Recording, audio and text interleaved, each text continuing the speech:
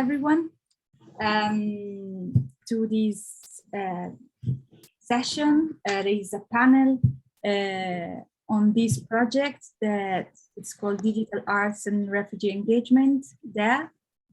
And this was originally a global, well, it is a global challenge project that wants to combine, and aimed at combining art-based activities with digital literacies, to develop capabilities,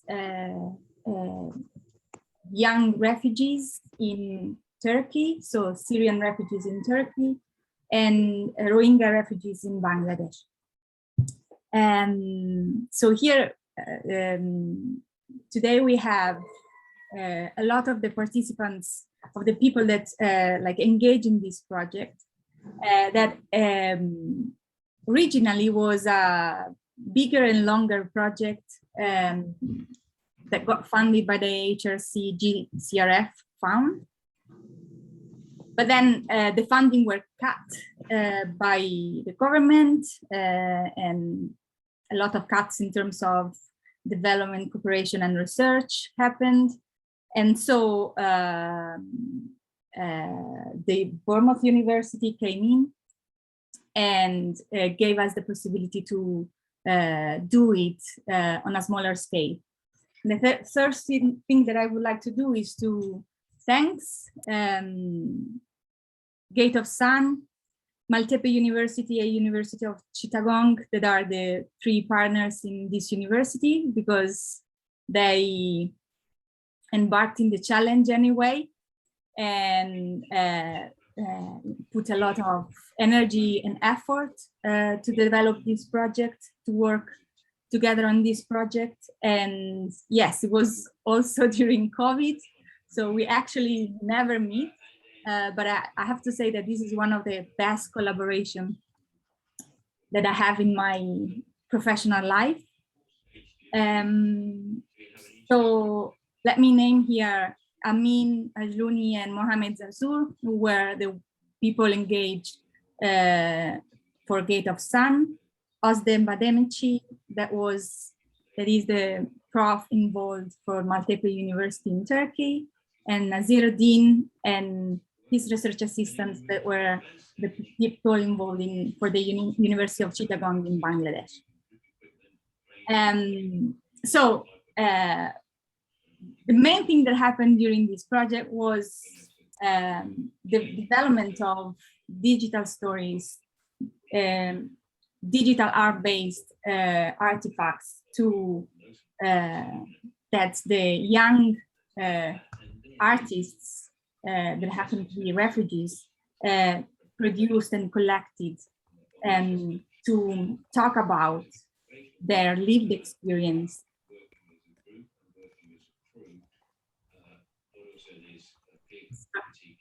Can you hear what I'm saying? One second, so sorry.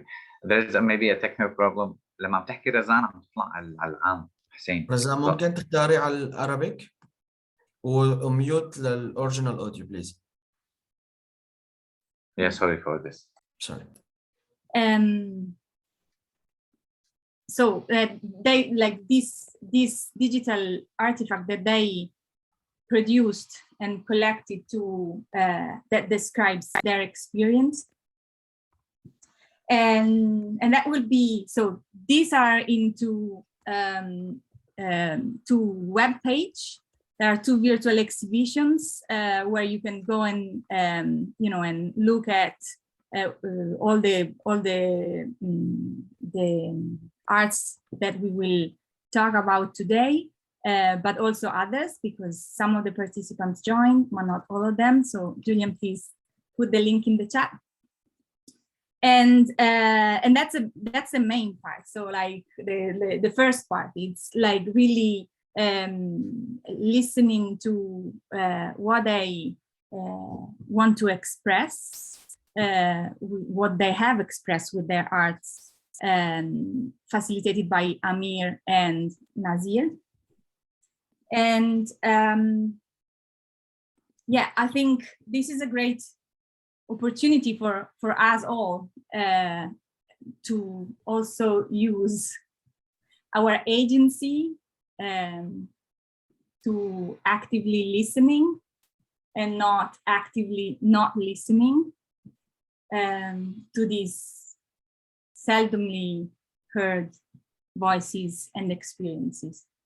But also, this is also the last event of the project. So this is the first time that the young artists in Turkey and young artists in Bangladesh have to meet each other. So that will be the second moment in this event, in this panel. We will have the possibility to ask questions to each other. And also, everyone will have the possibility to do so. And this will conclude the first part of it. And in the second part, Sara Marino from the University of the Arts in London will facilitate a discussion with Gate of Sun, Maltepe University, and University of Chittagong, so Nazir, Ozden, and Amir, on the process and the outcome and the impact of the project. So I hope that was clear enough. The translation and interpretation should be working. So I will give the floor to Amir and the Syrian artists to share their work and their journey.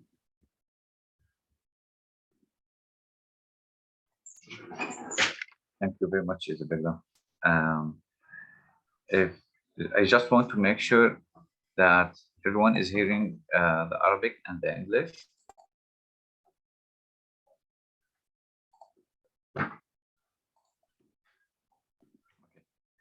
So first of all, thank you very much for this. I can say it's really essential project for me to participate in, and I'm glad today to have this time with you and to see all the projects in either in Turkey or in Bangladesh. It will be valuable, I'm sure. And now I can share my screen, right, Isabella, to show the videos. So I'm not going to play all of it because it's long. So we will start only with 3 projects, if that's okay. We will see. Sure. Like the people that are here, yes. Okay. So I will start from Fadi and Nasser projects. We're talking about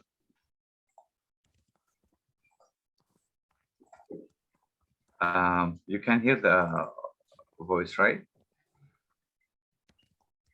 No. Yeah. Okay. So on.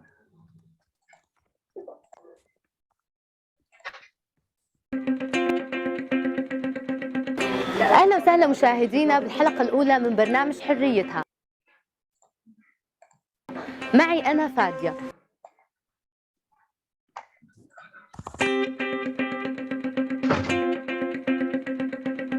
أهلا وسهلا مشاهدينا بالحلقة الأولى من برنامج حريتها. معي أنا فادية. ضيفتي لليوم هي مثل أي سوري طلع من بلده بسبب الحرب ولجأت لتركيا، وهون بلشت التحديات والصعوبات اللي عم تواجهها. ملك هي عم تشتغل لتأمن لقمة عيشها ولقمة عيش أولادها من دون ما تمد إيدها لحدا.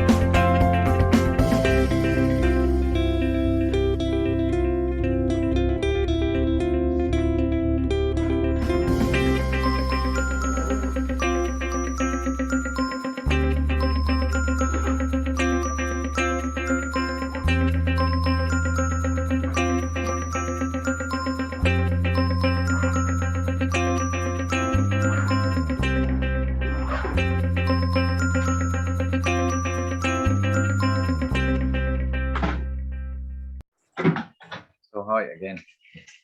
Do you want to discuss it now, Isabel, or we can continue to screen? What do you Yeah, yeah, sure. prefer? Go ahead. Continue with the projects, right? Yeah. Then we can go to see Luai project. I will give, then I will, we can discuss those two videos, okay?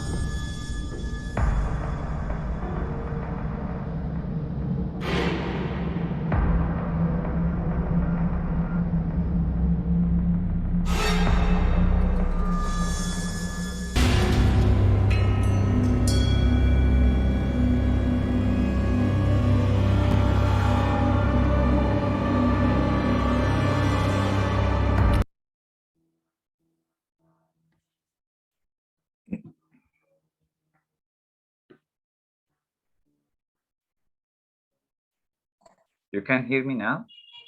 Yes. Okay. So I will just give a brief about Luai and Fadia. Luai is working in a factory and he adored to do films and videos. And he was trying to send a message about the hope in life and how we follow our dreams.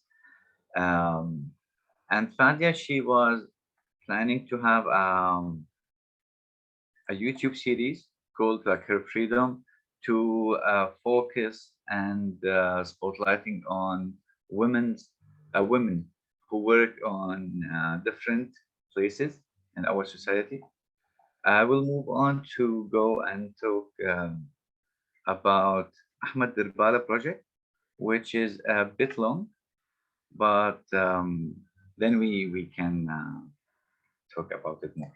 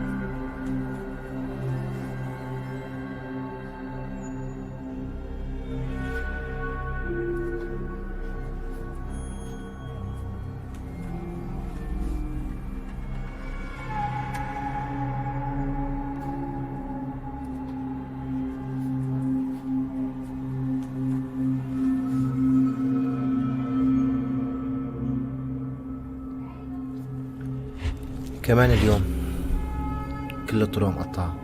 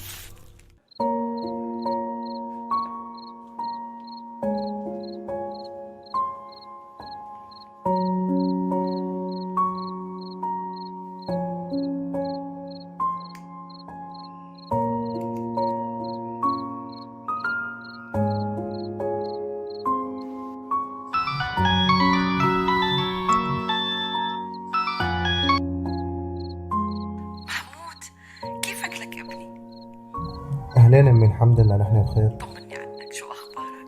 ليش ما عم تحكي معنا؟ والله اشتقت لك. ونحن كمان اشتقنا لكم يا أمي، بس قطعوا عننا كل شي، المي والكهرباء وشبكة الاتصالات، حتى الهوا رح يقطعوا عننا يا أمي. أبوك كان عم بيحكي مع مهرب مشان يطالعك. وأنا كمان شفت مهرب، بس الطرقات كلها مقطوعة، وبنان عم تقول إنها رح تتعب كتير على الطريق بسبب حملة. وورد يا أمي مو حابب يطلع ويترك رفقاته وألعابه. صوتك عم بيقطع، مين مو حابب يطلع ومين رح يتعب؟ ألو ألو.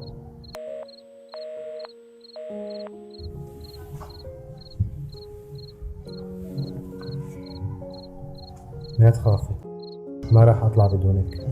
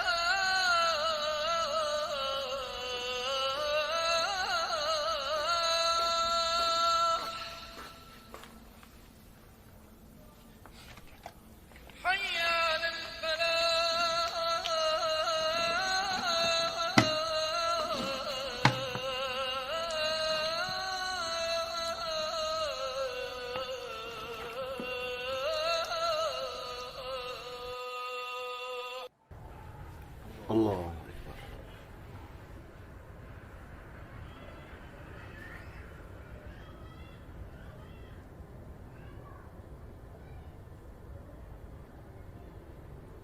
السلام عليكم. السلام.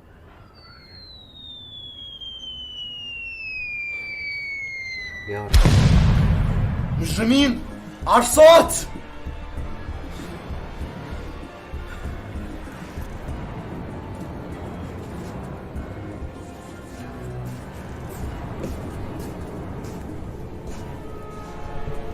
رايح شوف طريق لنطلع من هون.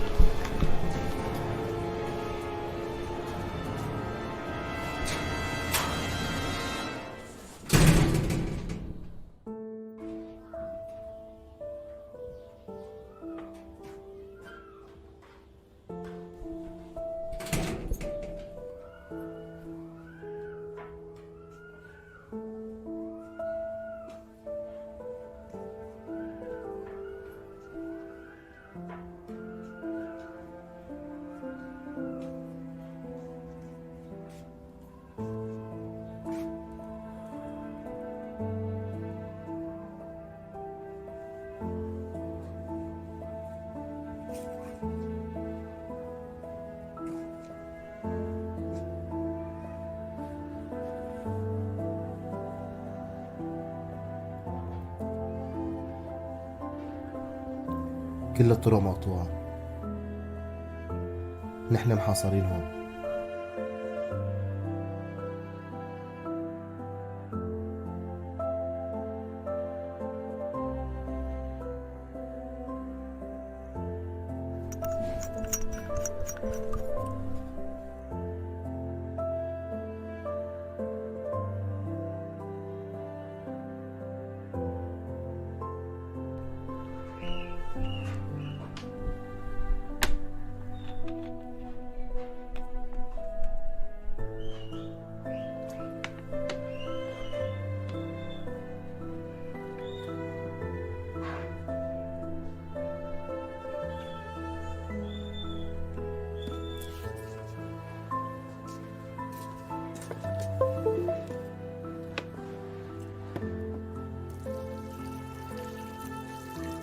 لا تتبلي، إذا تبلتي بنان رح تزعل.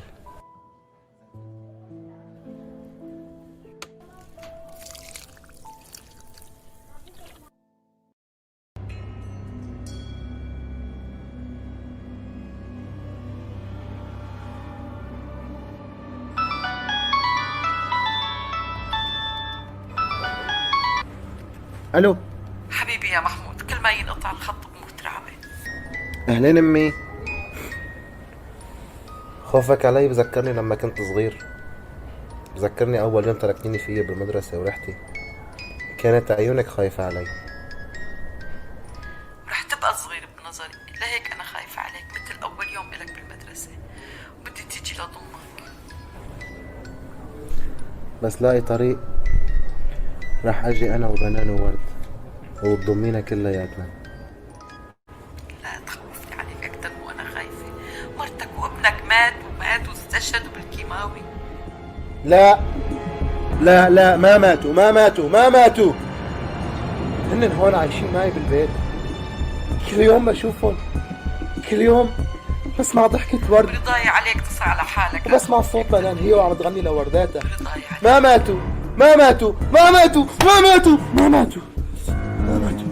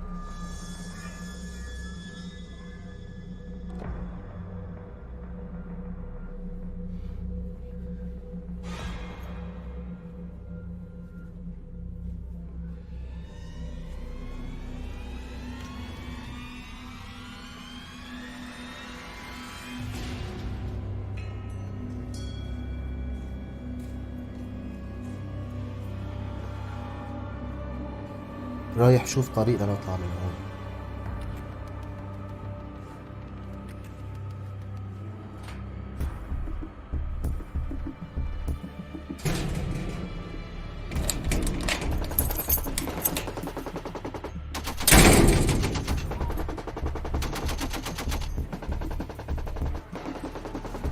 منال، ورد، نحن صار لازم نطلع.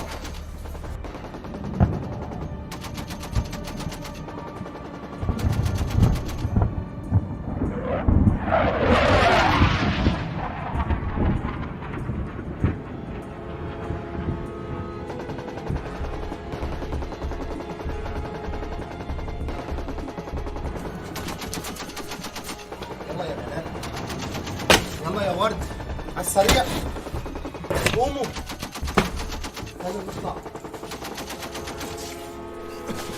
منال، قومي قومي، وردتك عم يبلبدوني، قومي خلينا نطلع سوا، قومي هذا الوقت. ورد، قوم دوق العابك، قوم سمعني ضحكياتك، لك قوم، لك قوموا، لك قوموا.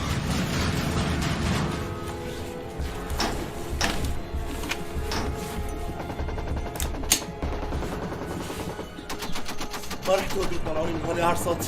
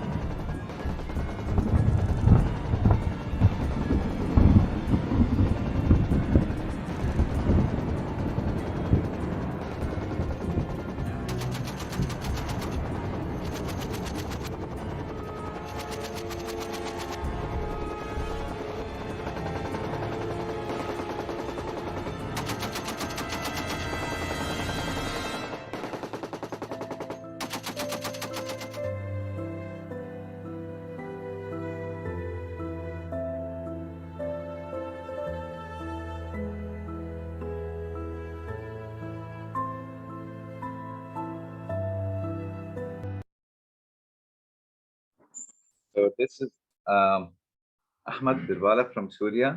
He loved to do films, and he add that film to his CV during their project.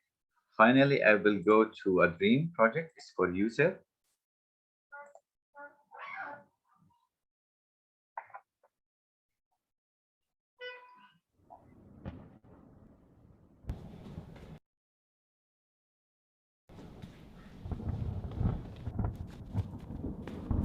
يوم أنا رايح. الله معك روحي، الله يحقق لك كل أحلامك ويوفقك يا رب.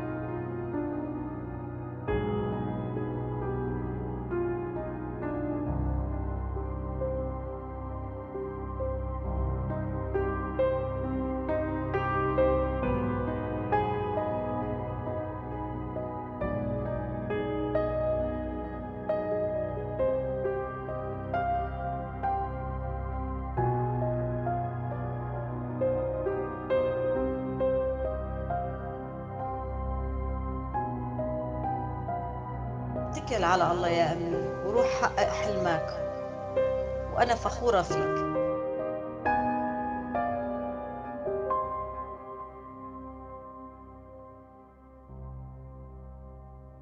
هل أراك سالما منعما وغانما مكرما، سالما منعما وغانما مكرما.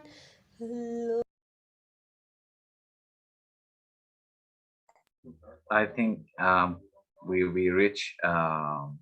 Thank you first, all of you for watching, And I would like really to have a special thanks for the program and for all of directors, trainers who participate in producing this, and for also the artists who did that to send their messages. We watched last um, 10 years. It was a difficult situation for all Syrian refugees, especially the artists. So maybe I can feel this because I was one of them, and I will hope to continue like one of them. And in this project, I hope we help them very well to introduce to introduce themselves in a good way for you. And maybe now I can go back to I will only have this 4 videos for now, because I think we reached the limit for Dr. Nasser and Dr. Isabel again to show us projects from Bangladesh. And thank you all for this. Thank you, Amir. Yes, and as I said at the beginning, in any case, the videos produced. Okay. All the sorry, Nadir. 1 second. All the things produced are in on our webpage, and then like later we'll have the possibility to have a chat also a little bit more in depth with the artists. Sorry, Nazir. It's okay. Thank you so much, Isabella. And it's very interesting to watch a lot of wonderful, very appealing and touchy videos prepared by the Syrian participants. And thank you all who are in the platform here. I hope that I have a lot of participants from Cox's Bazar, from Ukia, particularly from Kutupalong and Balukhali refugee camps.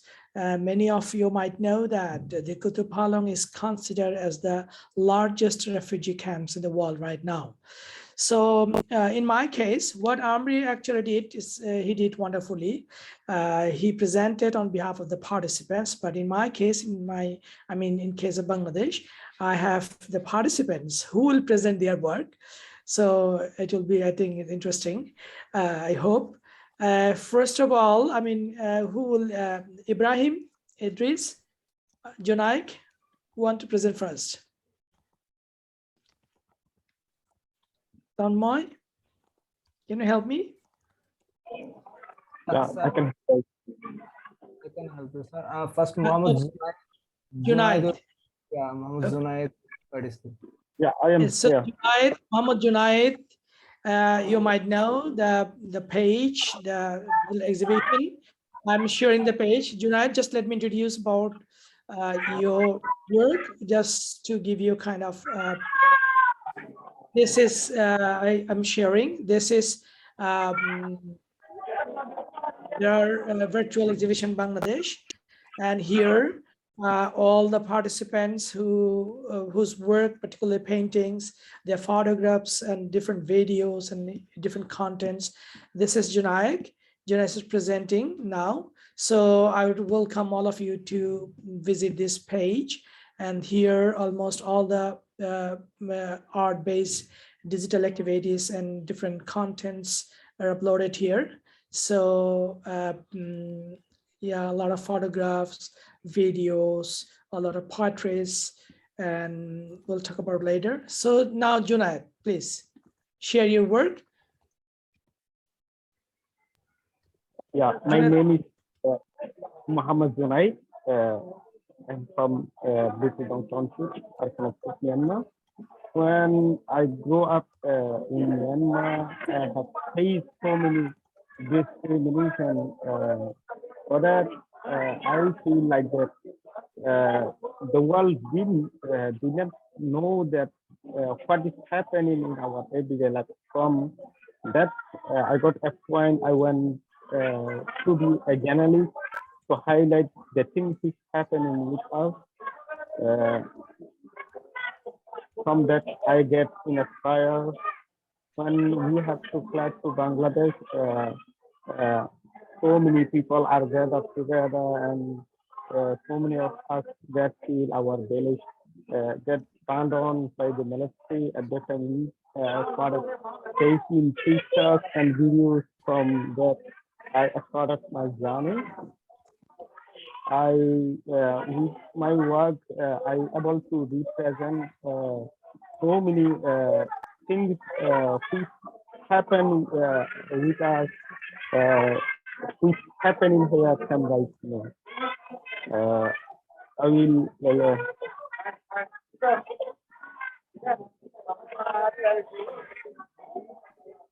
will love to share some of my photographs and videos. Julian, can Junaid share? Should we make him co-host? I'm not sure. Julian, I need some technical support. Junaid wants to share. Sorry, yeah. Who shall I make co-host? Yes. Probably he needs to be made. Sorry, who am I making co-host?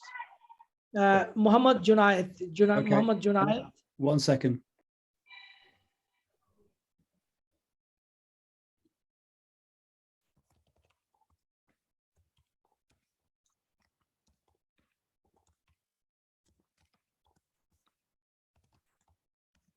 Is it okay? Yeah. Yeah, Junaid, now we can see your slide.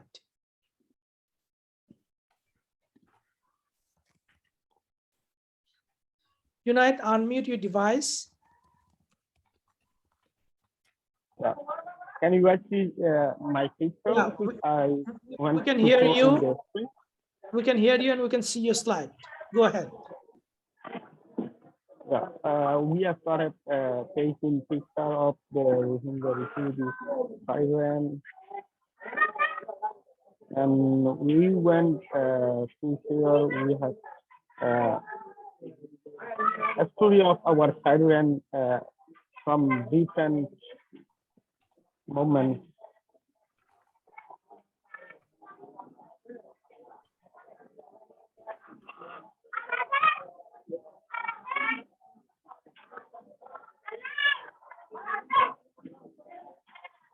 For example, it is one of my pictures which has been set up in an awesome museum in UK. It was taken when internet was banned more than a year in the Bangladesh. And at that time, we have only 2G. We can even able to communicate with our related colleagues in other countries, and we can write the news. We can totally shut down from everything. At that time, we have some location where we got this internet to communicate with the relatives we have in other countries. From as you see in this picture, there are two brothers and a sister. They are calling with their relatives in other country, and I see they are enjoying a lot. I just wanted to share with the world what happened at the time with our community with this picture.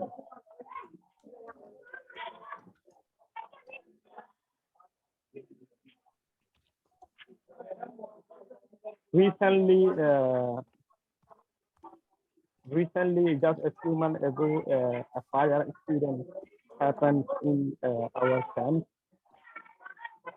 At that time,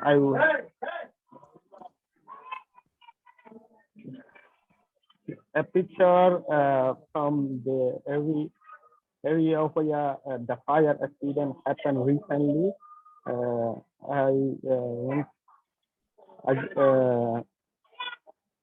I just went to the world know what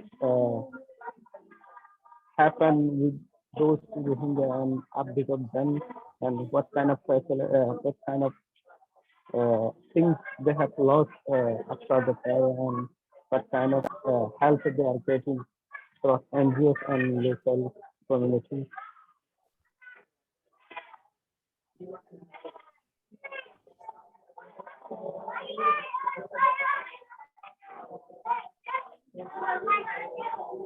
Just share more one, then we'll shift to another one. Yeah.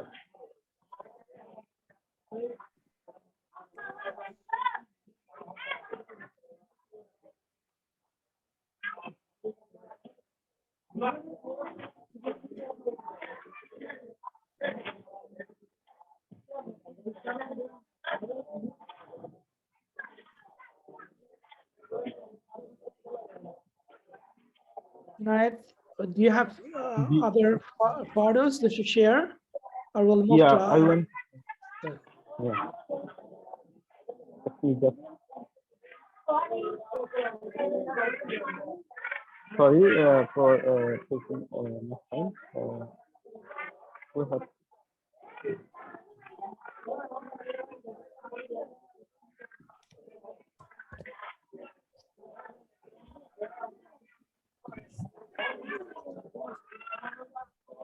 Yeah, he's a Rohingya citizen who has been here since 2017. The thing which you guys can see in his hand is like a spoon which he made with the plastic waste by collecting around the root.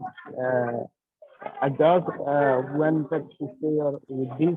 We Rohingya students have dream. They want to be an engineer. They want to be a doctor. They want to be teacher, pastor. I just wanted to let the world know we Rohingya children have the same talent. They want to be part of the world to help to improve our world for a better place for all. Thank you so much. Thank you, Junaid. Actually, I want to give a couple of sentences and a couple of lines on Junaid. Junaid, you mute your device because it's making noise. Yes. So just to give a couple of sentences, because Junaid is one of the leading young Rohingya activists who actually publishes his work, particularly photographs, in different internationally acclaimed media outlets. And he uses his own just mobile device. And he has taken a lot of very renowned photographs. And he is actually working, it's called alternative journalism. He has created a couple of blog pages, and he disseminates informations even for before the conventional leading media outlets works. So Junaid, not only that, Junaid is a very good organizer, and he has wonderful photograph community. They all are Rohingya young peoples, particularly Rohingya youths, ages from 18 to 25, and he is one of the renowned young photojournalists among the Rohingya refugees living in Cox's Bazar. Who's the next one? Anis? Anis, unmute. Tanmoy, who's the next one to present? Okay, Assalamu alaikum. Yeah.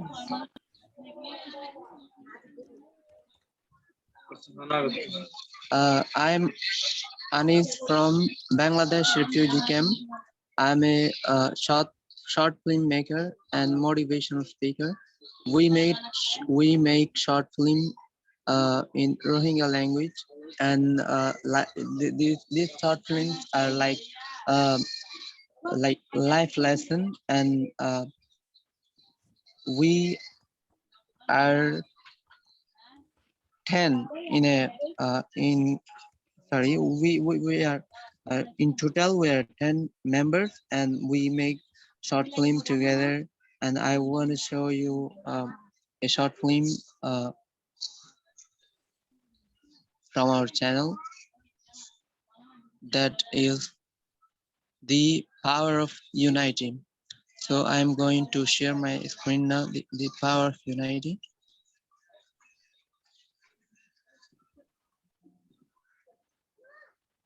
Where is next player? Next player not.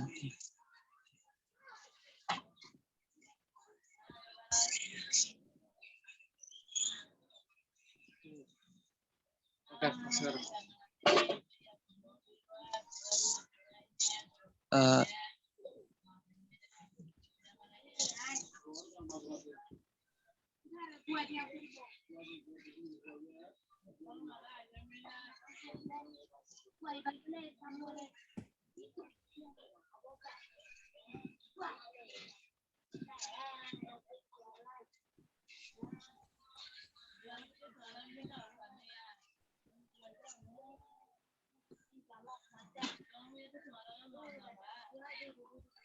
Anis, play. You are yes, taking I'm so time. sorry for.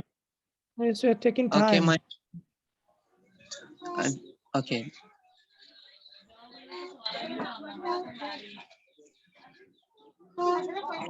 Just little. Okay.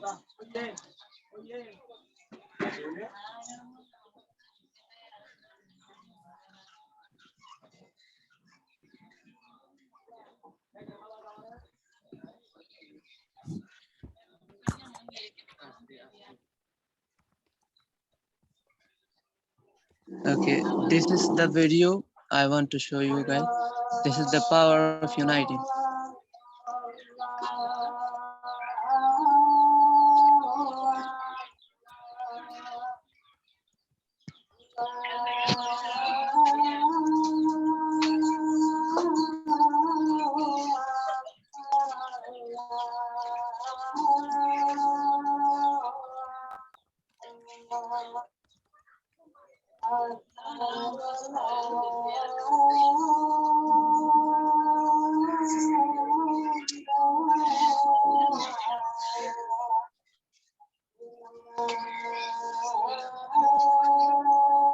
Anis, we cannot listen the sound.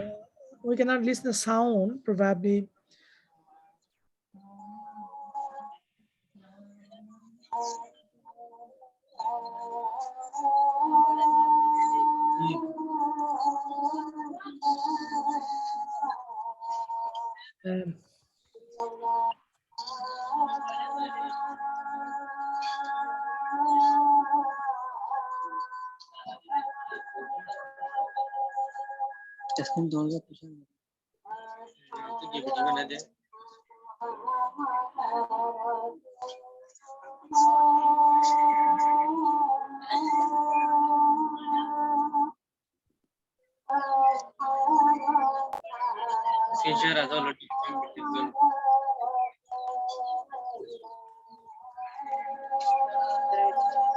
Anis, can you prepare your device later? We can move to another one so that we could listen because it's taking time. We need to stick to our timing. Anis, okay, just you prepare your device. We could watch your documentary later. Okay. Just 2 minutes, sir. Just 2 minutes. Now it's ready.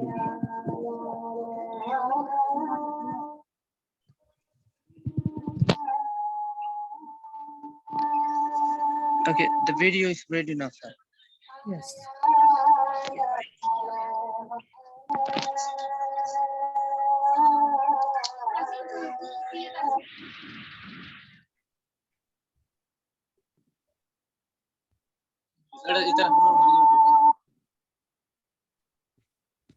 Okay.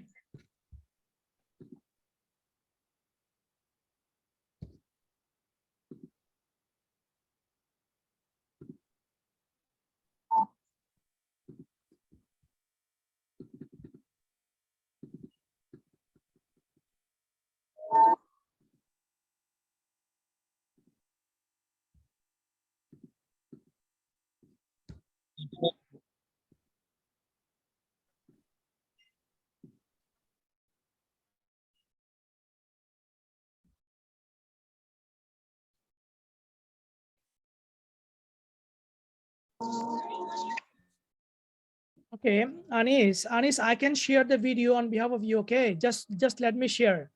Anis, you stop sharing. I can share your video from the page. Anis, stop sharing, please.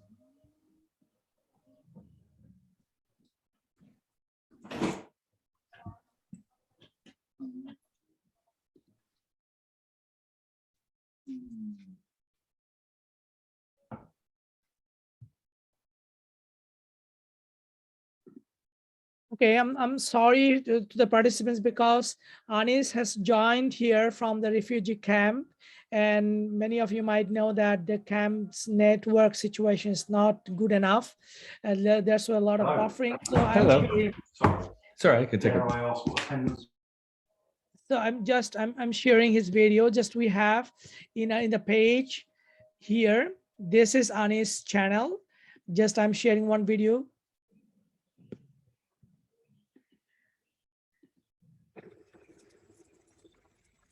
The sound is okay, Julian? We can hear sound. Yeah, no sound at the moment. This is Anis' channel. He runs a YouTube channel from the camp.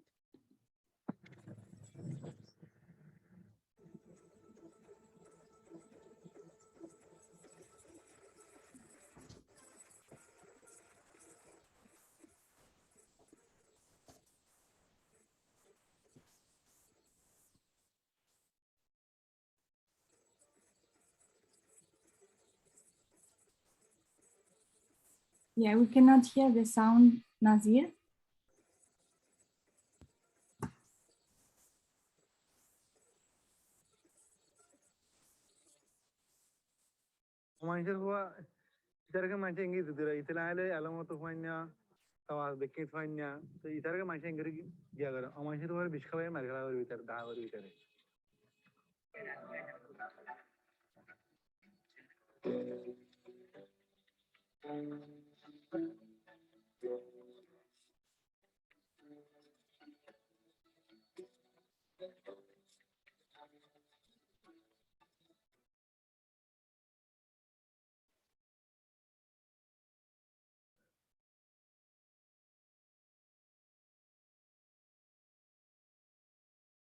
This is just a couple of videos you can find.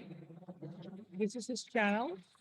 What I would say this the channel in our digital digital art refugee engagement website, you can find all the video footages, so you can watch it. I would say a couple of words. Anis is one of the brilliant videographer and video editor, and he runs a video YouTube channel, and sometimes many internationally acclaimed media outlets actually cite his channel and also uses footage with the courtesy. So this is what he's doing, and he's actually doing a wonderful job because he just crossed the border in 2017 when there was a big genocidal attack took place in Rakhine State, and just Anis and with other young groups, they crossed the border. So after coming here, he created this kind of channel, and he used with all kind of limitations, because you might know in 2019, after 2 years of this genocidal attack, more than 200,000 Rohingya people got together to celebrate their Rohingya Genocidal Remembrance Day. Since then, the entire network was cut off from the state agency. There's the whole refugee camp, they became confined, and people could not get out and could not get in. So this is a lot of limitations, and network speed is also very slow. Despite having all these limitations, Anis runs this YouTube channel and is very popular among the Rohingya populations and among the Bengalis too. So now we'll move to our research participants. Tonmoy, are you there?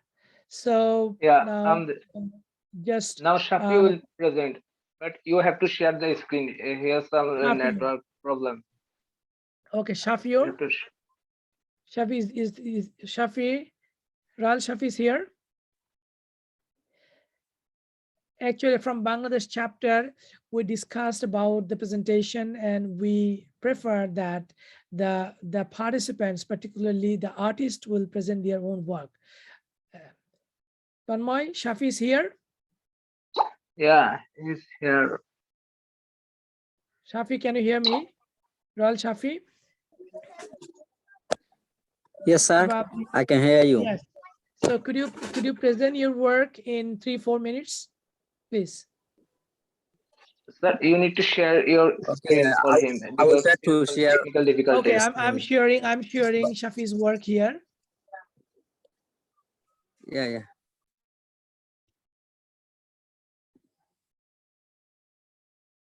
Okay.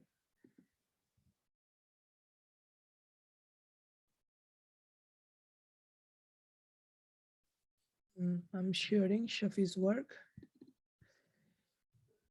Ral Shafi. This is Ral Shafi. Ral Shafi is a content creator and a YouTuber. He lives in Balokhali refugee camp.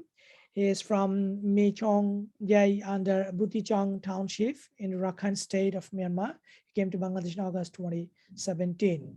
Shafi, now you can, do you want me to share this one, your channel, or just the killing of Muhibullah? Which one you want me to share? This one?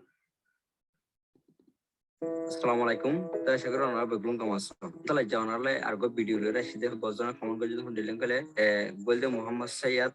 I want to know about med. Shafi, this one or the next one? Which one you want me to share? Shafi, can you hear me?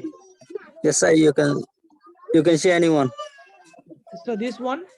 Okay, you just start. Matter about the Satos and Tonaranka kamu kerja. Golde RM4 kan. My dear sir, I want to know about meta. Atau se matter about the kisu dan Tonaranka. Shafi, this is your speech, but it doesn't have any title, subtitle, so it's difficult for participants to understand. So do you have any other video that you have subtitle?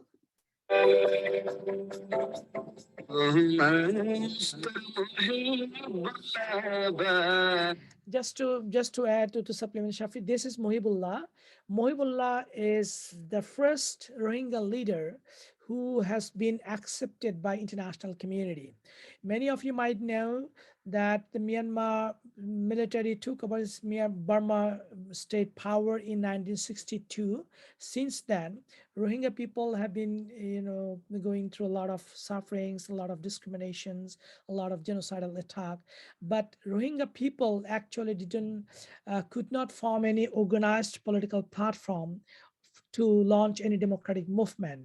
And Muhibullah was the first one who formed an organization, Rohingya Society for Peace and Human Rights.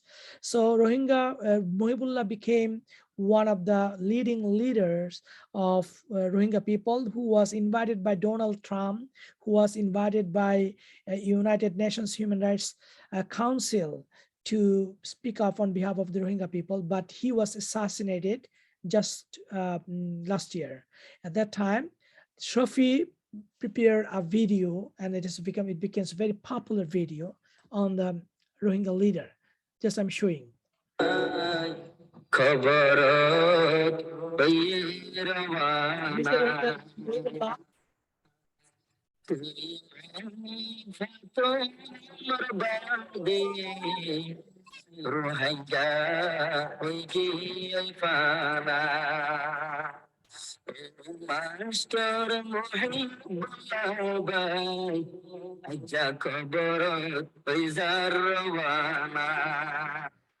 So I think I should end up here.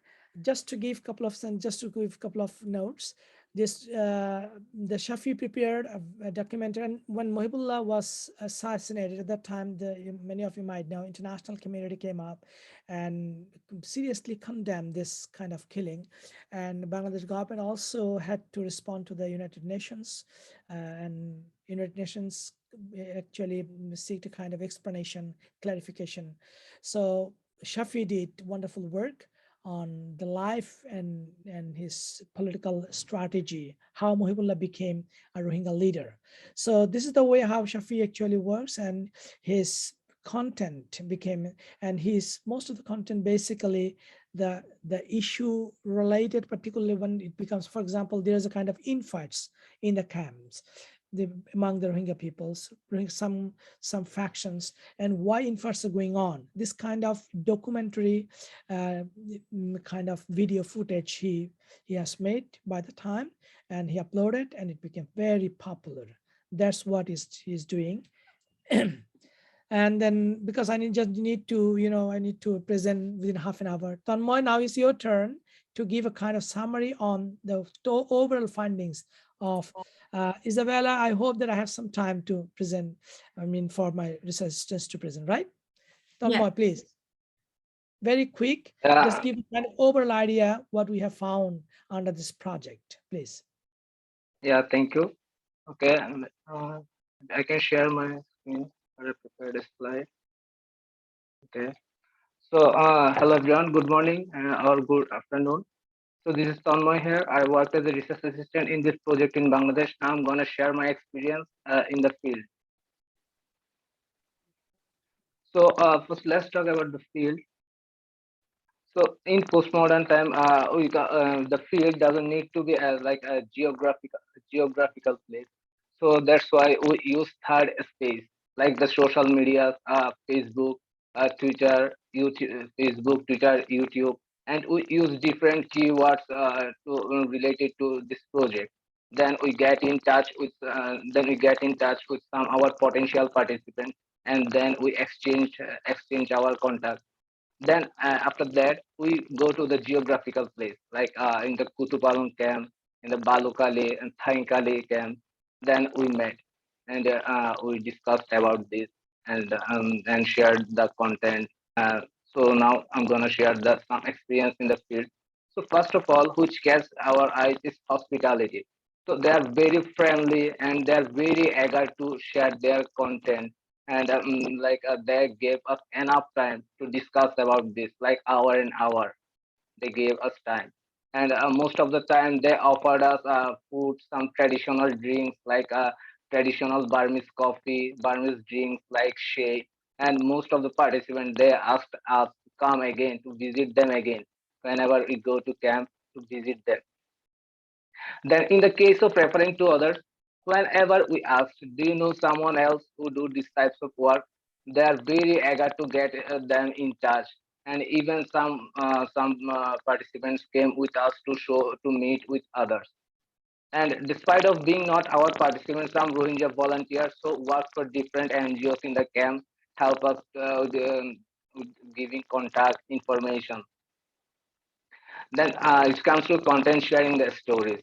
So they are very friendly to share their contents with us, like giving the access to the social media and the stories behind this content. Like most of the time, the untold stories, how much struggle he or she had to do for this content. Like there are so many difficulties in Rohingya camps, like network issues, some law enforcement issues, this after these stories, and the equipment issues, the technical issues. Then after that, when we came to personal details, they shared their own life stories, like their life, how their life was in Myanmar, and now how life is going in Bangladesh. Some stories of joys, some sorrows, some inspirations, and some stories about to do something for their own community.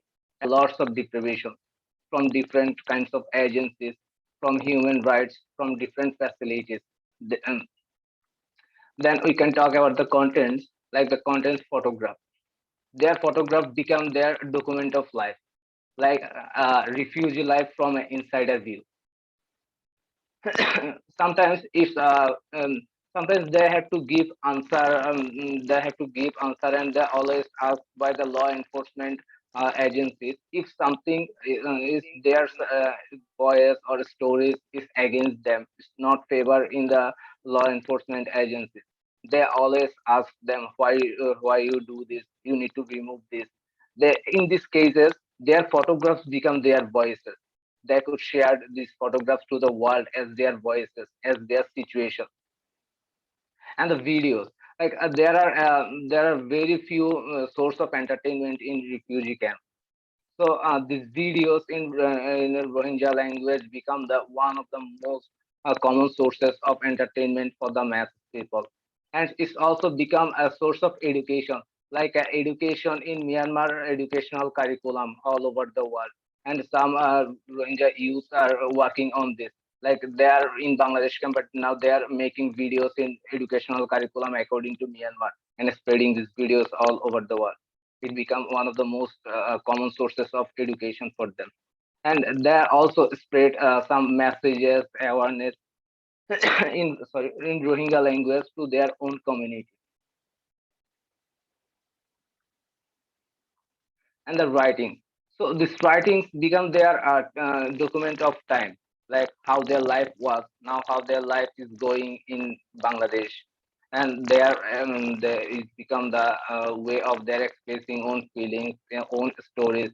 Like they are now in a situation of a lots of suffering, lots of deprivation. So in these types of situations, to keep the creative soul alive, or to the imaginary soul alive, they use writing. They imagine different situation and write about this situation. And the painting, so it's like most of the participants that don't know that don't know how much time they have to stay in Bangladesh, or when they can go back to Arakan or Myanmar. So that's why they to keep alive the memories of Myanmar, the scenery of Arakan, they paint their scenarios to keep their memory alive. And even it's also become their source of coloring their lives, or like some bring color to their life. And now let's talk about the barriers we face in field. Like the first barrier and most common barrier is communication. Like there is no common vehicle in the camp, so we need to walk a long way, and there is no well constructed road, and it's a mostly hilly area. So that's why this it's very Tanmoy, difficult. just we could stop here because this first part is just to present the content. Okay, we'll talk about it later. Okay, just would you mind just stopping here? Okay, then maybe I can finish. Thank you for your time. Yeah, just cancel the slides. Okay, so from Bangladesh part, overall, what I would say, my research assistants, they are trained in anthropology, and they are typical ethnography field worker, just going to field, spending time, building rapport with the participants, and just sharing their mutual views and ideas. So that's the way how they work. And I just would like to end up here by saying that the refugee young youths who are the participants in the project, and with beyond this 12 participants, a lot of young people are working there. They are using different means, particularly YouTube, then become YouTuber, paintings. رزان الصوت عم يقطش عندك. Okay, so we'll talk about in the academy sessions, but I want to end up here. And definitely I would like to express my thanks to all the participants who shared their experience of writing, painting, and making content. Thank you all. Thank you, Nazir, and thank you everyone for sharing their work. We have time now for a Q&A session. So if anyone wants to ask questions, if any one of the Rohingya artists wants to ask questions to the Syrians ones, or vice versa, or anyone in the audience want to ask questions to our partners, or directly to the artists, this is the moment.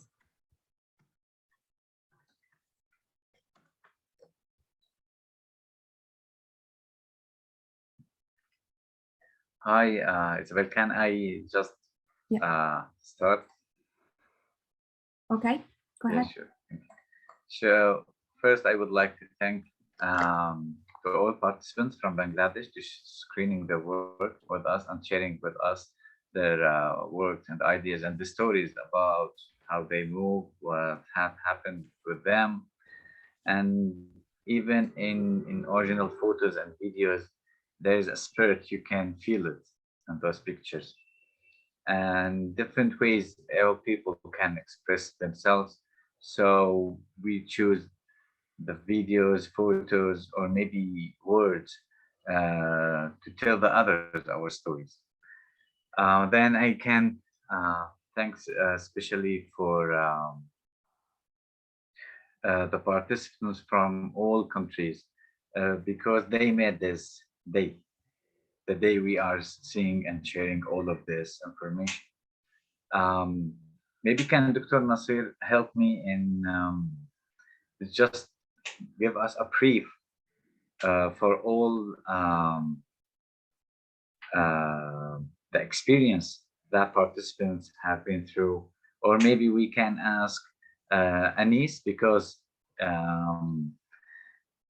how was the digital art one and that affect your project? I'm clear enough or I have to repeat something? Anis,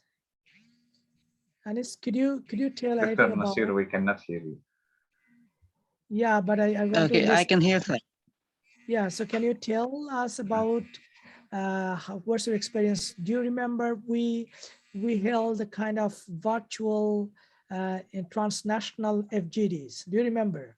So at that time, you also got the opportunity to share your experience, to talk to the people from Lebanon, Turkish, and also Turkey, and also from England. So the question is, what's your experience of sharing your works with this project and meeting people here? Okay, sir. First of all, I want to say sorry for I cannot share my videos and my content clear. No need to be As sorry. Everybody knows that how difficult situation you people are living with, how limited yes, internet sir. facilities. So it's absolutely fine. I Yes, hope. sir.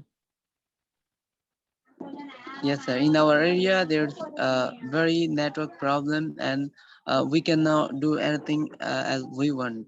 So we have to wait for the network. So after all, I am feeling very good and glad to meet you all here, and I am very pleased that I can share my content in this meeting. So I am very glad. Okay, thank you. So, Thank you. could I please share some of my experience? Yeah. Yeah, Junaid, please, if you want. Okay. Another participant from Rohingya refugee camp. Okay. Thanks a lot for giving me this opportunity to share my experience.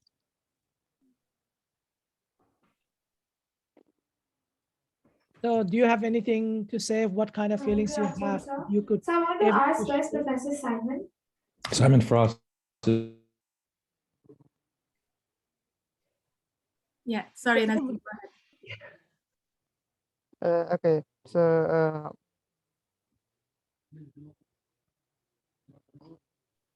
are you watching my screen? What? Yeah. Are you able to watch my screen? Junaid, I think the sharing screening time is over. You better tell us something, how you feel and what Okay. kind of the feelings you have to get the opportunity to share your work with this project, with the community, with the people here. We are here. Just share your experience in 1 minute or 2 minutes. Oh, okay. So thank you so much for giving me these opportunities, and I'm really glad to be here with all of you. And this is me, Muhammad Junaik, and but I always use my nickname on every social media platform. This is AS Junaik. So I'm a motivational speaker, and I'm also a poet. And I always wanted to be a motivational speaker, at the level of international. That's why I always use international language, I mean English language, in my motivational videos.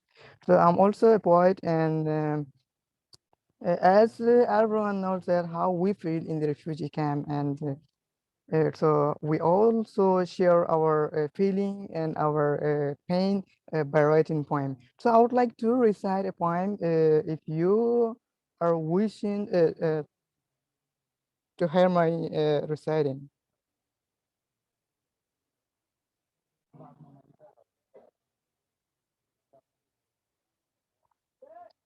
I think we have uploaded your poems in the website so people can read and people can interpret and people can understand your feelings, your way of looking at your wall.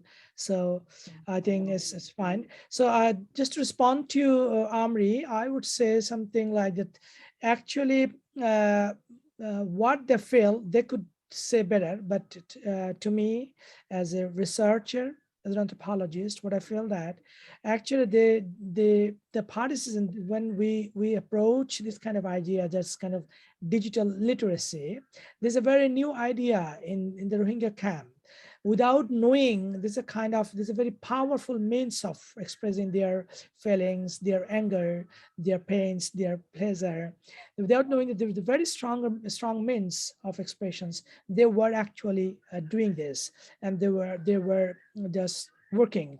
And also I must say that most of them do not have any training, and they do not have any institutional, any education, any training, how to create a content, how to create a video, how to draw the painting. So what they did out of their own creative, sense of kind of experience of their life. But to me, what they actually like, that's they got a kind of, the kind of avenue to share their works with a kind of academic community, or we could say, for example, I'm a university professor, Julian is a university professor. So we are meeting with them, and they got a kind of, they feel that they got kind of an opportunity to share their works, because many of them, they just do a painting, take a photo, they post it in the Facebook, and they receive a lot of likes. Most of them do in this way. But many of the 12 participants in our project here, they are actually kind of, this is not only their aesthetic practice, is one kind of their activism to express their rights and entertainment, activism in terms of their, kind of their very atrocious past and their critical present, and about their uncertain future, to let other people know, to present before the global community. So this is not a kind of just a kind of creative activities, but it's also a kind of, part of the activism. That's what I felt, and that's what they felt, that they got another avenue to share their experience. That's what I would say in brief. Thank you, Nazir. Thank you very much. Yeah. And Sorry. Sorry, I want to give the floor to Brad, because we have a question from the audience. Thanks, Isabella.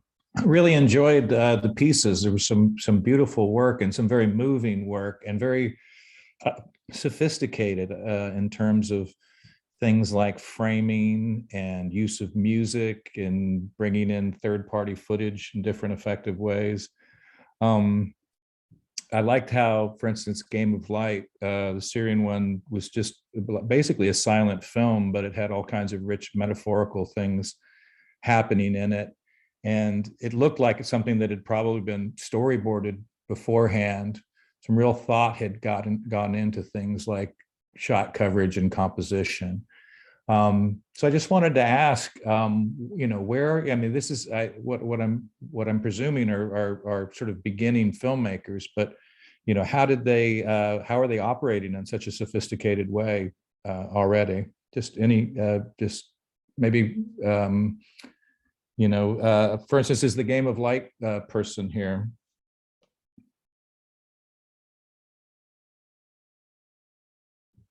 Amri, could you respond to this question? Liwei, yeah, is Liwei here? That's Liwei's work.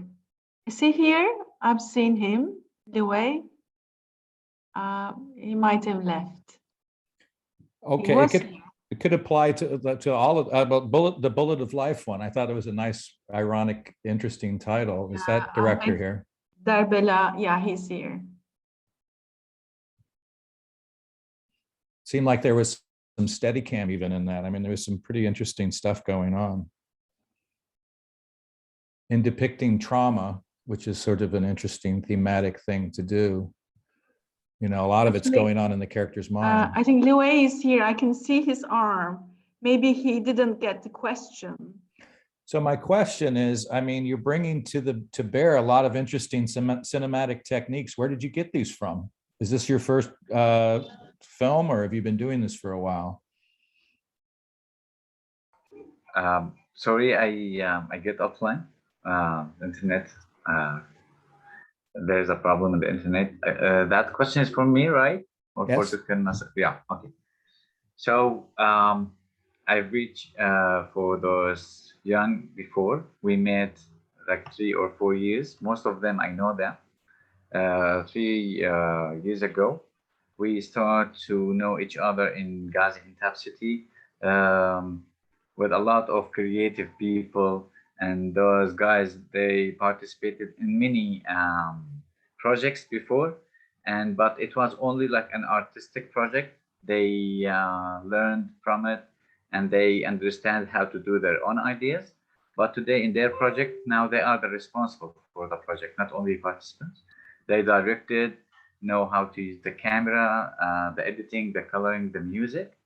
But the most important thing we can ask them today, it's about the new way of art, of the digital art, and how, and did that sharp their skill. So before we made a long film, it's called Summer Clouds. And most of this work teach us how to provide a good quality, and in the same time to keep the idea clear and not over dramatic. I hope I answered your question. Thank you. From Bangladesh, can any participant want to respond?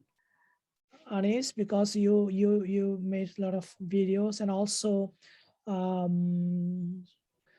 Junaik, how have you learned the technique of making this kind of video? It's very good. Sir, can you question again, sir? I mean, the question is how you people, being a refugee, living in a very protracted situation, how you people have learned how to make a very wonderful video, which is technically very good, very sound. How did you do that? Where did you learn it from? That's the question. Okay, sir. Okay, sir. When we decided to make short films, and we were not given any training from any part of anything, so we learned it from the YouTube, how to edit the video, how to shoot the video, and how to make cinematic short films, and how to make motivational short videos. So we learned all about this from YouTube, and we tried ourselves to make these kinds of content. We went to the field practically. We asked the people, we discussed with the people, and then we learned something about short filmmaking. Finally, actually, YouTube has become a very good trainer. Yes, sir. This is a very good training for me, as I have not. I think you got your answer, right? Yes. Thank you. Thank you, Anis. Thank you, Brad. I'm sorry I have to cut this short because it's interesting. I think we could go on for the whole day. I want to thank you all the artists that share their work with us today. And again, once more, go and look at their stuff on the 2 virtual exhibition pages and share them on and sorry. and share them on on social media. I would close here the first part of this session that was about displaying and chatting about their work, the work of these artists. And I would give the floor to Sarah to kick off with the second part of this session that is more about a conversation with the partners and about the process of the project and its impact. Thank you, Isabella. I hope that you can hear me okay. Thank you. I'm just gonna ask a few questions to Amir, Nazir, and Odston, and we're kind of hoping to bring some new ideas and some new material and content for the debate. So my first question is for Amir. And the question is, the range of incredible works, and thank you for sharing this amazing and impressive and very moving range of works. The range of works they have presented to us today have shown us how creative and digital skills have allowed your participants and contributors to explore sensitive and often painful experiences in more original and innovative ways. So my question is, what do you think is the contribution that digital arts projects can make to refugees' day-to-day life? And first, thank you, Sarah, very much. First off, I would like to say it's really hard to see all of this let's say challenges and other obstacles which facing all refugees and in all the world, and the opportunities is very limited in this, especially let's say about the art.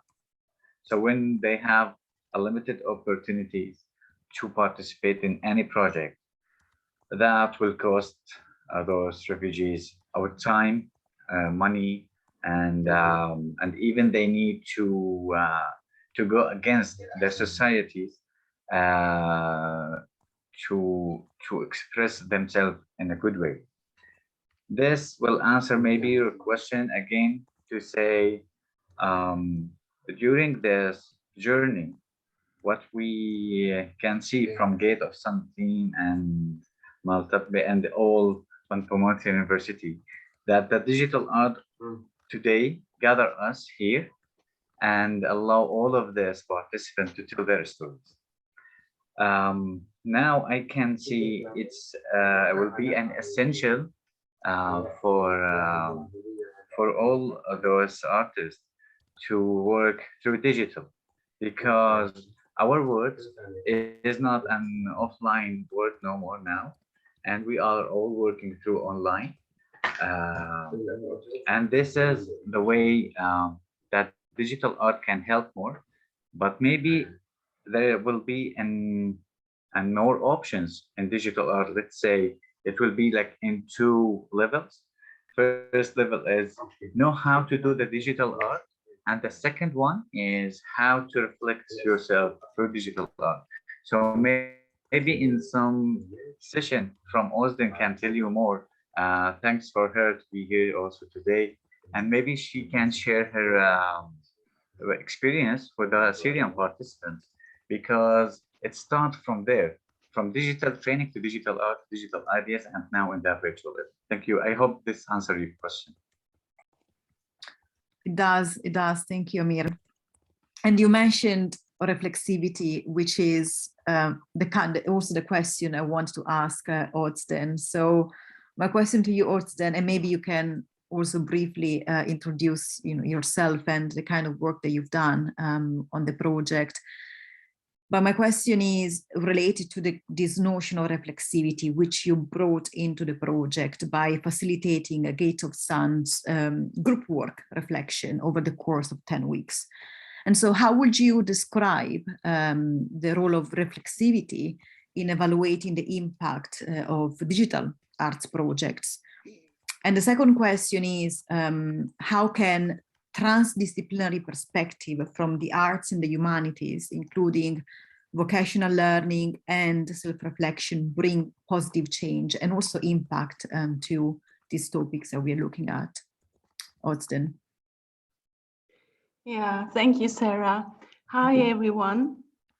I want to say hello to particularly, I'm very pleased to see them, to those I have worked with them for 11 weeks, actually. I can see Yusuf here, and I would like to say in Turkish, please, because this is what we do every time we see each other, and I can't help saying in Turkish hello to them.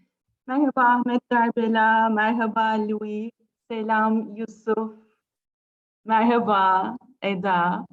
Yeah, I'm really proud of what they have done, and it's really a big honor to be in a team like that. I would like to start with a quotation from Rev. Angel Williams. She says, "Without inner change, there can be no outer change. Without collective change, no change matters." And my role in the project to hold the space safe and supportive collective space for our participants. And when I first met them, the first question I asked was, what is their motivation to be in this project? And interestingly enough, most of them said they are here for group support, for social support. That was their first motivation to join in the project. Yes, we met them regularly, and together with me, I want to say hello to Eda as well, because I wasn't on my own. 4 undergraduate and graduate psychology students also join in with me, because in case our participants would like to have one-to-one support, they could also meet outside our group as well. So I was meeting with them regularly with my students. Every time we meet, we start with some grounding exercises, because that's also one of my aims, to go beyond cognition and make sure our presence, make sure that we are there in an embodied way. So it was also interesting to hear from our participants that they also start using some of the grounding exercises we use in our group. And I think that carrying out a group like that also quite valuable from an ethical point of view as well. Because as you see, there is very painful and sensitive materials. And in our group, they have the chance to reflect on their processes. So our intention wasn't only just, get them to complete the task or the work. No, it wasn't that. It was about also reflecting their journey as well. So in terms of the evaluation, what I would like to do is, actually, I'm a little bit disappointed today, because I really wish that we had enough space and time so that our participants can be heard here as well. What I would like to do, I held another meeting with them after 10 weeks. And we also, as a group, reflect on the whole process as well. And I have some quotations from their narratives. Here, what they had to say about the work we have done, and I think that it will explain, it will answer your question. One of our participants, for example, he said, "For me, these meetings were motivation. Everyone's work gave me motivation. If I was bored with the project or my motivation decreased, the group motivated me to keep going with my work." Another participant said, "All week we are loading things, and when we get together with you, we are discharging, leaving our loads. Without emptying the load of the week, I cannot perform my work. When we leave the meetings every week, we're able to think about our projects. When I joined these meetings, I was taking common points of everyone's issues, troubles, and adding them to the film." In the group, as a Turkish participant in the group, I was in a way representing the host community as well.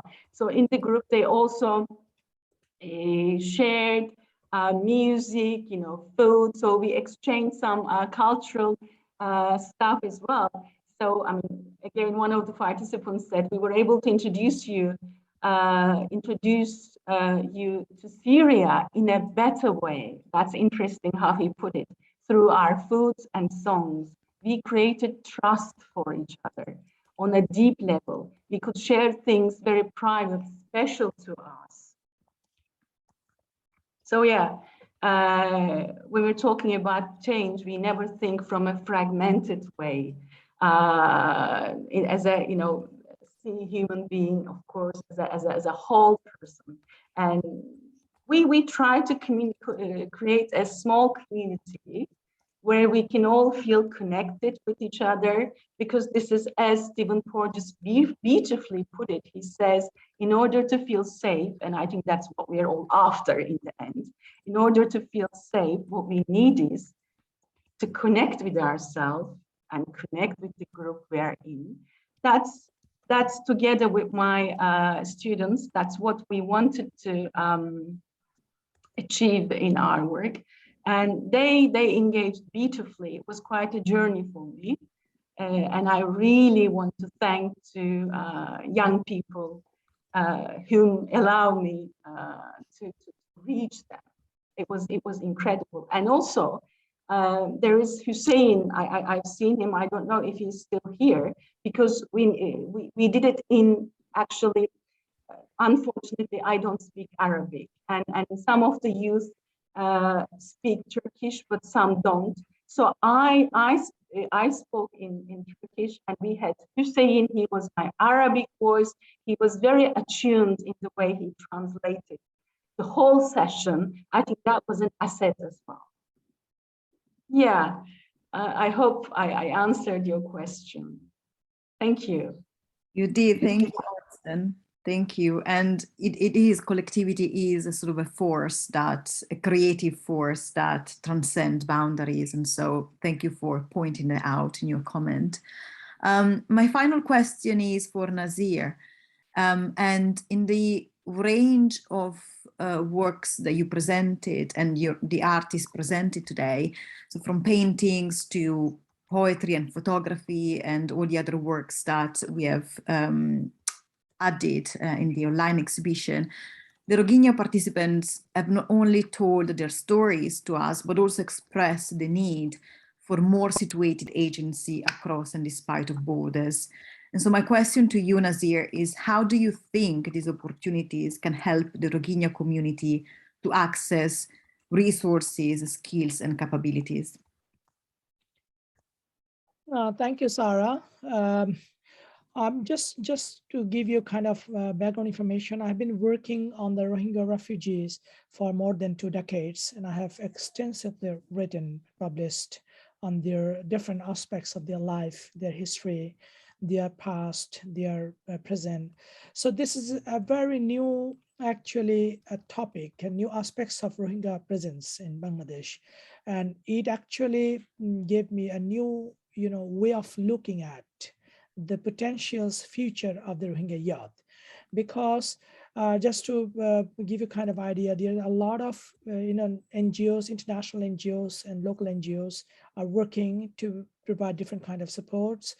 And interestingly enough, there's no training, education, or any vocational education for young people.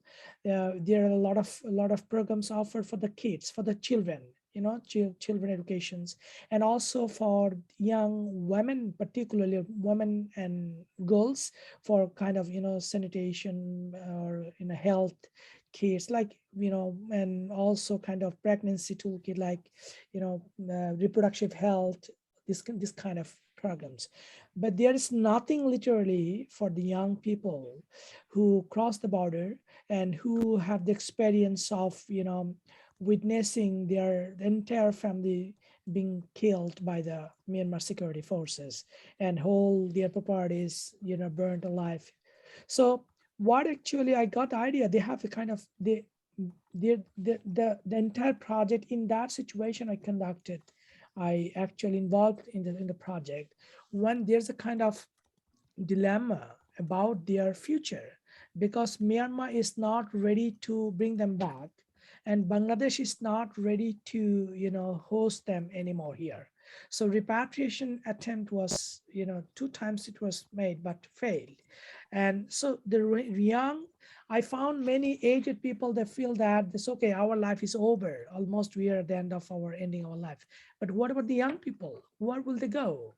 So this kind of frustration, this kind of anger, this kind of uncertainty, there's a lot of actually, issues involved, particularly we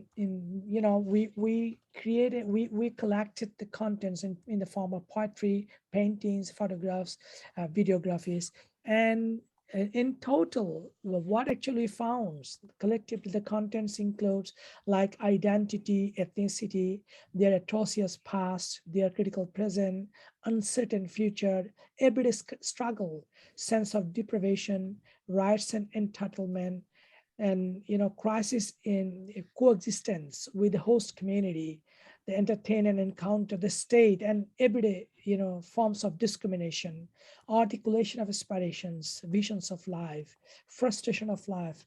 That's what we found actually in our research. So what I would say, actually, a big question which struck me, that is, okay, here a lot of participants are here, we people, we are researcher, we are doing research using their content.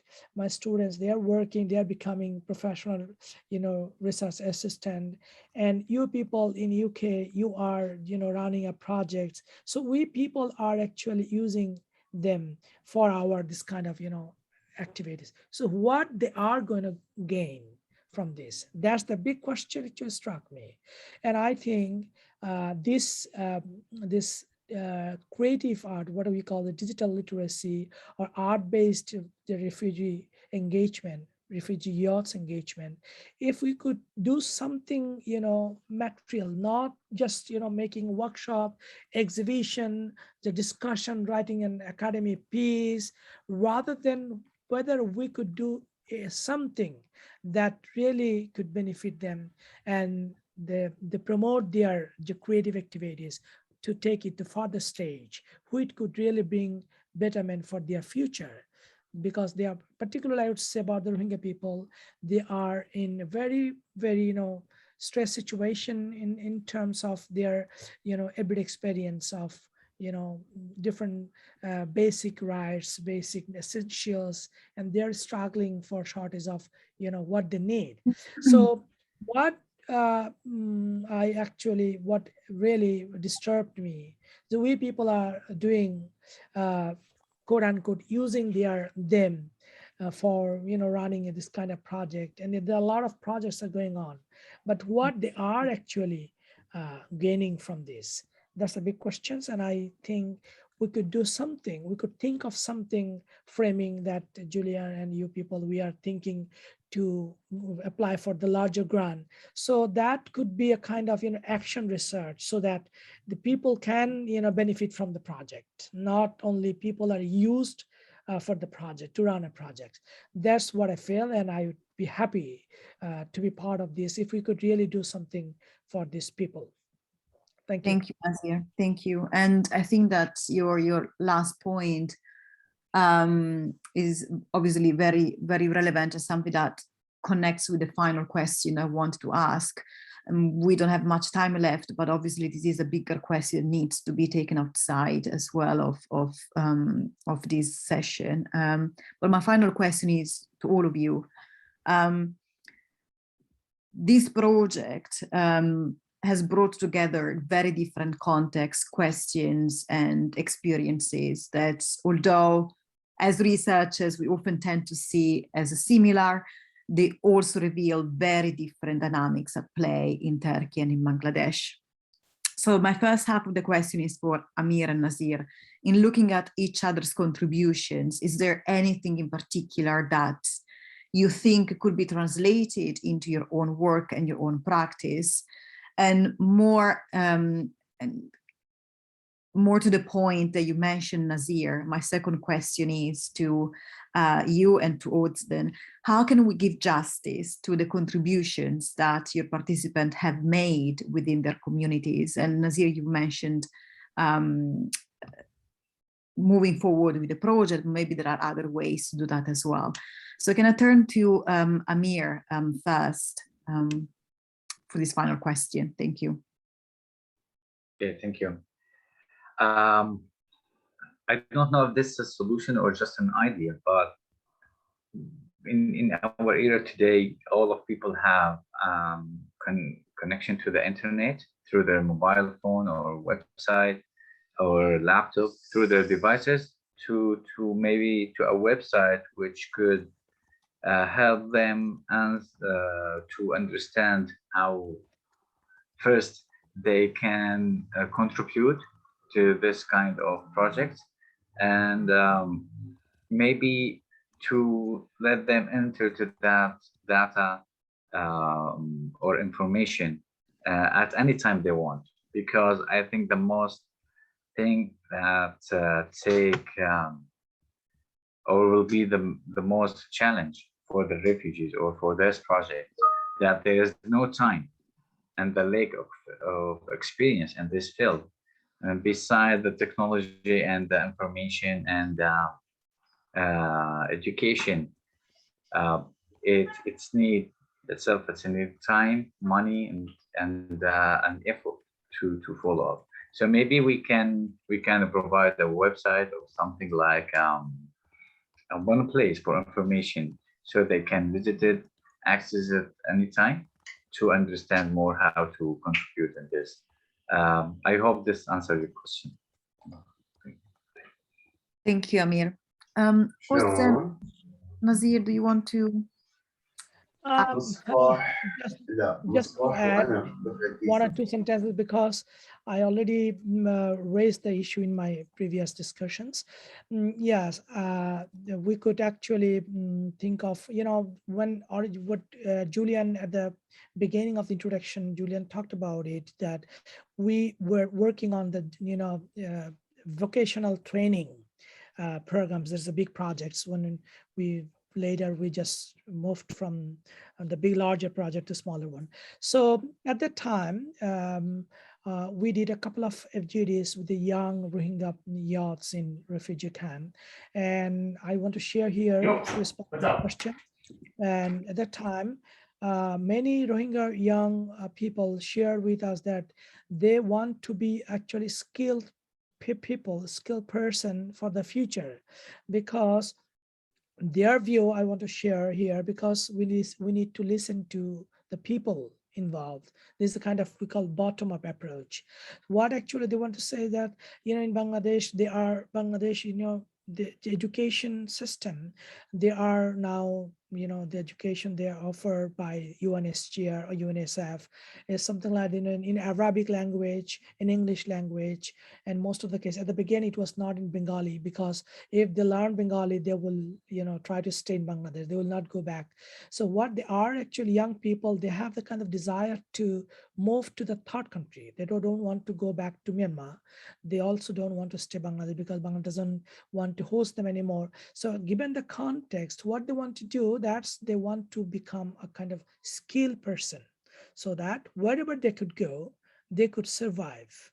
So that's what we could think of as part of the project. I mean, if we want to really do some justice to them, we could make a kind of follow-up project, and we could do something so that the participants can be directly benefited from the projects. That's what I want to say. Thank you, Nazir. Özden, do you have any final thought to share with us? Well, they really provide insight into what young people have been going through. Of course, there's a long way to go, but now we have very strong materials, and thanks to our participants. So they become the voice of their community, and yeah, they are also community agents themselves as well, show the potential, even though it was a very limited time, and during COVID, in many ways we have many limitations, and look at the result now. So it is really promising. And now we have, as I said, very strong materials. I have already in touch with some of the NGOs, big NGOs, and to get their voice heard and make it even bigger. So in that sense, it's been a great work. Thank you, Austin. Thank you. Thanks. We have 5 minutes left. Julia and Isabella, do you want to wrap up or?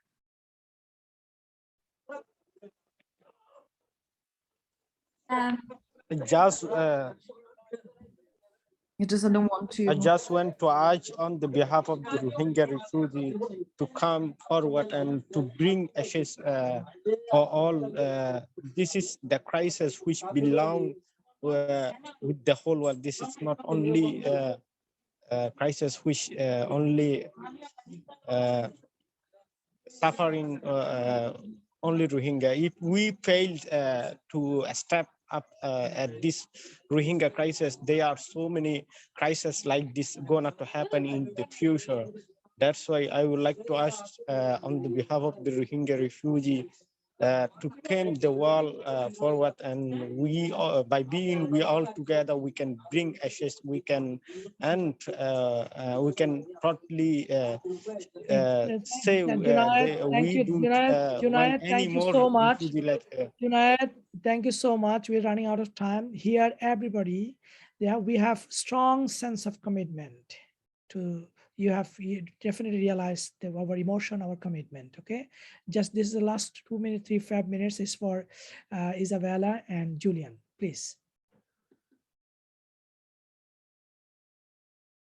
No, actually, I thought it was a very good way to end, because as Austin said, the main goal for today was really to show to a broader possible public what has been created. I think that this 2 hours showed also the richness and the diversity of